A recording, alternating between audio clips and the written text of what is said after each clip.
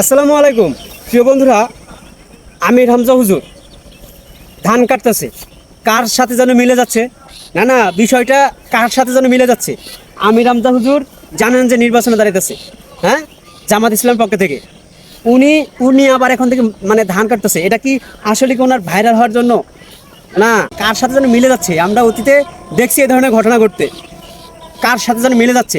আমি আমি আমির হামজা হুজুরকে দৃষ্টি আকর্ষণ করতেছি, আপনি এই সোশ্যাল মিডিয়ার জগতে এমন কোনো কাজ করবেন না যা মানুষ আপনার এই কাজকর্ম দেখে হাসাহাসি করে।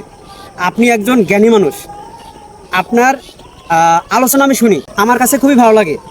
তো প্রিয় বন্ধুরা, হ্যাঁ, রাতারাতি ভাইরাল আমির হামজা হুজুর আবার বলে যে আমার ছোটোবেলায় ধান কাটার অভ্যাস আছে। বিষয়টা আমি একটু চিন্তা ভাবনা করে দেখলাম যে কার সাথে যেন মিলে যায়, অতীতে কারোর সাথে মিলে যায়। আসলে এটা আপনার করা উচিত হয় নাই। হ্যাঁ, যেটা নিয়ে মানুষ হাসাহাসি করবে, এই কাজটা করা হয়তো আপনার উচিত হয় নাই। আপনি ভোট চাইতে গিয়ে এই যে খেতে গিয়ে কৃষকের ধান কেটে দিচ্ছেন, এর আগে তো আমরা দেখি নাই, এই ভোটের আগে আমরা দেখি নাই। এখন যেহেতু সামনে নির্বাচন, আপনি এই মুহূর্তে এই যে ধান কাটছেন, এটা সোশ্যাল মিডিয়ায় আপলোড হয়েছে, আপনাকে এই ভিডিওটা দেখে মানুষ হাসাহাসি করতেছে।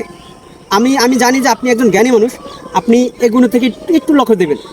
এমন কোনো কাজ করবেন না যাতে মানুষ পাবলিক আপনাকে দেখে একটু হাসাহাসি করে। কি বন্ধুরা, আসসালামু আলাইকুম।